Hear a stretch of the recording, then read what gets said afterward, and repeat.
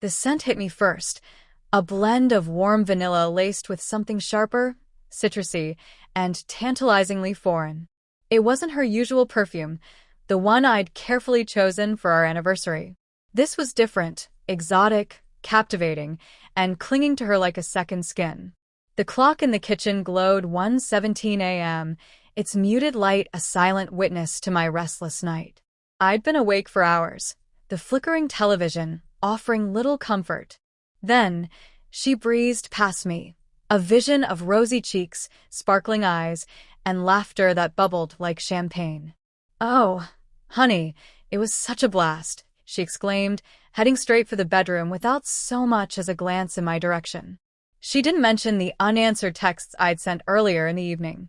Instead, she rambled about a new place downtown, the Velvet Room. "You should see it," she gushed. "It's like stepping into another world." I watched her retreat, the knot in my stomach tightening. Girls' night out, that's what she called it. But lately, those nights had become alarmingly frequent, each one leaving her more radiant and more distant. I tried to voice my concerns before, but she brushed them off with a wave of her hand and a patronizing, "Don't be silly, honey. You're just being paranoid." I'd never been the jealous type, but the mounting evidence was hard to ignore. Tonight, something felt different, and I was determined to uncover the truth. The unease that had been gnawing at me led me to actions I never thought I'd take. The previous weekend, I'd managed to access her phone records. As I scanned the list of calls and texts, one name appeared with unsettling frequency. Alex, a generic first name, but the details behind it were anything but.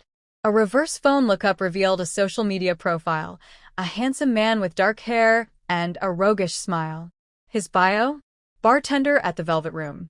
The same place she couldn't stop raving about. My heart pounded as I retrieved the envelope I'd hidden in our office.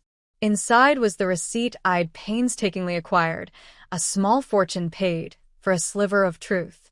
She was humming softly, pulling a nightgown over her head when I entered the bedroom.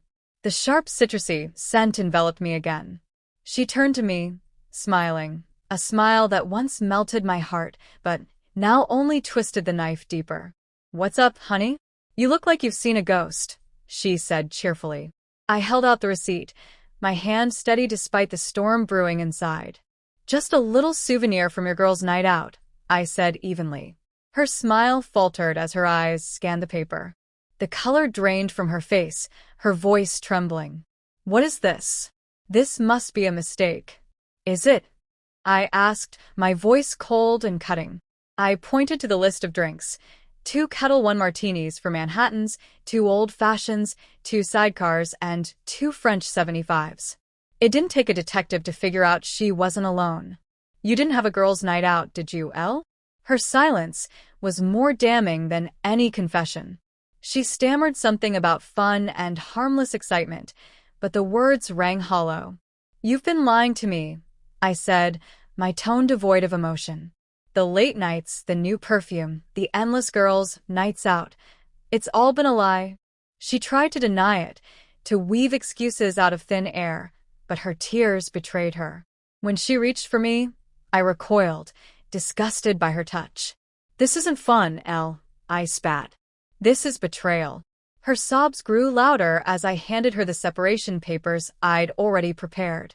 Her hands shook as she signed them, the realization of her actions finally sinking in. I sat in the living room after she left, the echo of her car engine fading into the night. My chest felt hollow, but strangely, I wasn't angry anymore. I wasn't even sad. I was free. The trust that once formed the foundation of our marriage had eroded, leaving behind only a shell of what we used to be.